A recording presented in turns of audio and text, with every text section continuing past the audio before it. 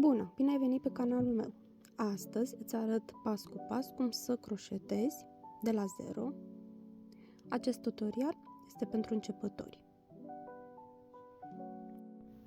Pentru acest tutorial avem nevoie de un ghem de ață, este de la Safran.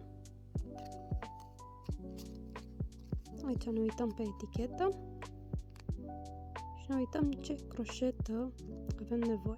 Avem de 3 mm. Deci o croșetă de 3 mm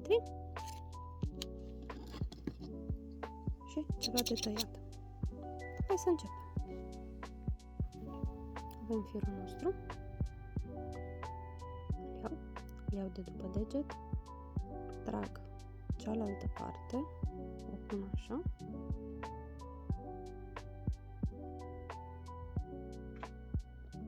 Și am făcut buclă. Strângem ușor, să lăsăm un pic de liber, ca să putem să facem mai departe.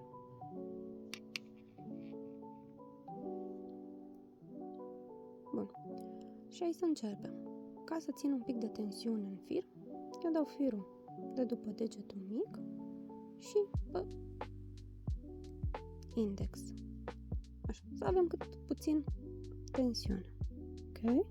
Tensa.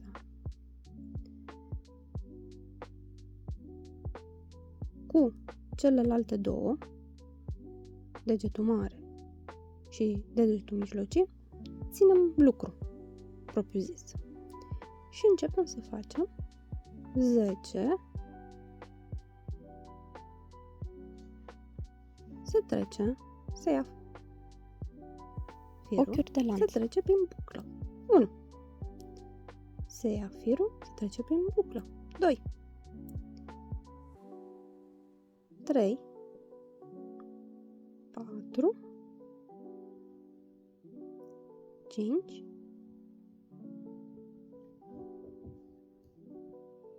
6. 7. 8. 9. 10. Și am făcut cele 10 lanțuri. O să mai fac încă unul, deoarece în primul lanț niciodată nu se lucrează.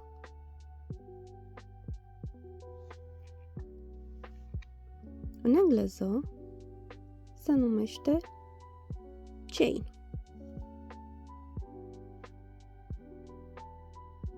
Bun. Și acum vom face piciorușe alunecate. Învățăm să facem piciorușe alunecate. În engleză se numesc slip stitch. Introducem, nu în primul din lucru, al doilea. Iau bucla din prima, pentru exemplu, trag prin ea și duc prin bucla inițială. Așa este piciorușul alunecat. Slip stitch. Vă mai arăt încă o dată. Uitați.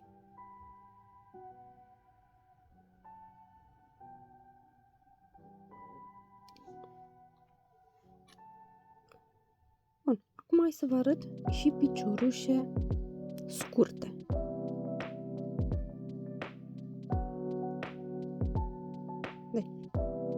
Băgăm broșeta prin lanț, tragem și prin amândouă buclele tragem firul. Ăsta este piciorușul scurt. Haideți să mai facem o dată. Băgăm croșeta prin buclă,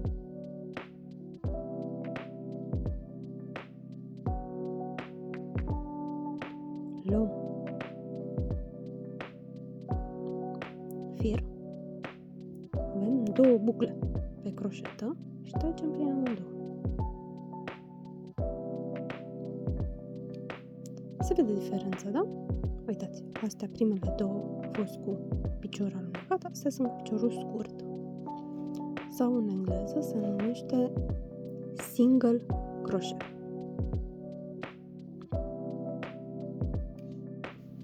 Următorul picioruș pe care îl învățăm astăzi este jumătate de picioruș dublu. În terminologie se mai numește și picioruș mare redus, iar în engleză se numește half double crochet.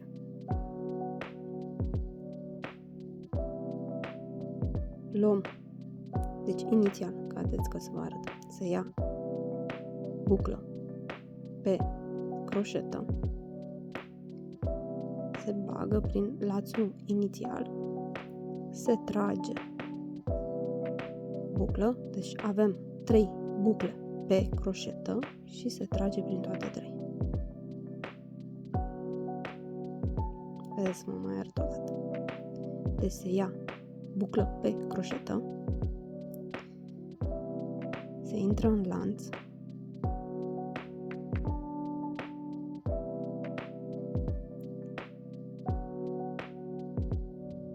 se ia buclă din nou pe croșetă, avem 3, acum 1, 2, 3 și tragem în toate 3.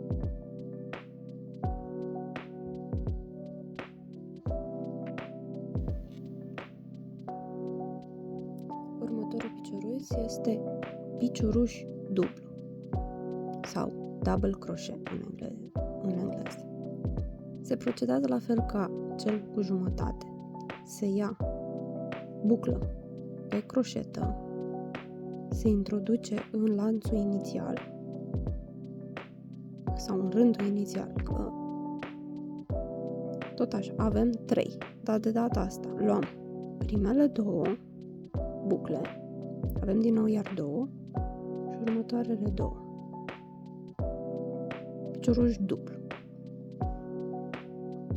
Double crochet. Să vă mai arăt o dată. Se ia buclă pe croșetă, se introduce și se ia din nou buclă. Avem 3. Se ia primele 2, rămân tot cu 2 și următoarele 2. Deci, picioruș dublu, double crochet. Următorul ar fi următorul picioruș care s-ar putea să-l folosiți în proiecte mai mari sau depinde. Este piciorușul mare triplu. Ce înseamnă asta? Luăm o dată de 2 ori pe croșetă. Ne ducem, luăm buclă și în momentul de față avem 1, 2, 3, 4 pe croșetă și luăm câte 2. Primele 2, după aia următoarele 2 și următoarele 2.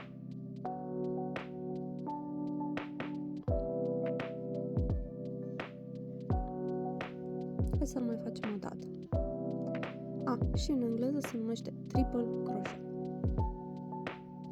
Deci, luăm o dată de 2 ori pe croșetă. Ne ducem în ultimul ochi pe care l-am făcut. Luăm buclă și avem 1, 2, 3, 4. Trecem prin primele 2, prin primele 2 și prin ultimele 2. Deci de 3 ori.